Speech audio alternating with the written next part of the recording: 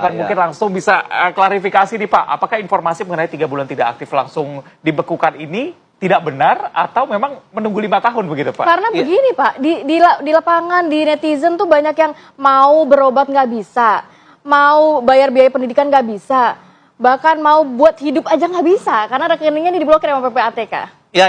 3 bulan sama sekali tidak benar. Pertama yang harus saya jelaskan mungkin kita tarik lagi ke belakang.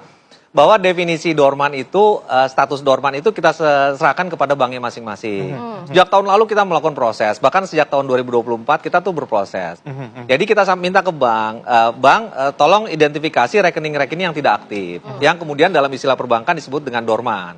Nah, teman-teman perbankan menyampaikan kepada PPATK, jadi bukan PPATK yang harus rekening 3 bulan tidak aktif dan segala macam, enggak. Masing-masing sampaikan kepada PPATK.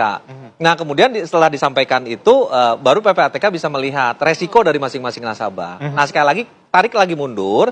Ketika kita belajar mengenai bagaimana memberantas tindak pidana pencucian uang, misalnya dari korupsi, dari illegal logging, illegal mining, termasuk dari judul terakhir itu, kita memahami simptomnya itu salah satu dampak penyebab terbesar itu adalah rekening-rekening yang tidak tidur, tidak dipakai, tidak aktif.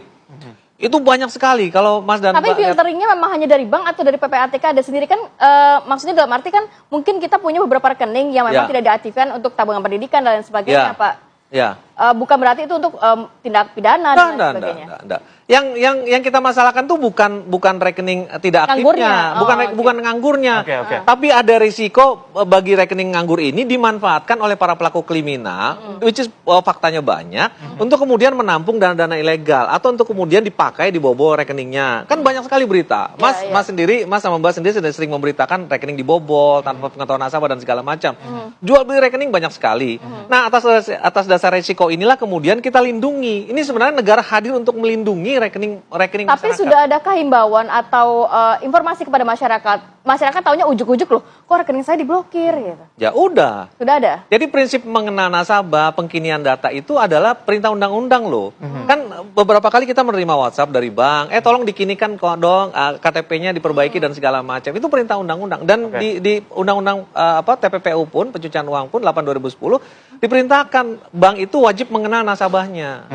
Ada kewajiban untuk mengenal nasabah. Nah, sehingga dengan demikian kewajiban bank untuk melakukan updating. Tapi terlepas dari itu, resiko publik memiliki rekening tidur itu luar biasa. Ketika kita bicara judi online, contohnya ya, mungkin ada datanya, saya nggak tahu. Bisa ditampilkan juga mungkin di bawah. Ketika kita bicara data, kita masuk tuh bulan Mei kita masuk. April itu deposit judi online saja, deposit saja dari publik, saudara-saudara kita di masyarakat itu menyentuh angka 5 triliun. Menyentuh angka 5 triliun.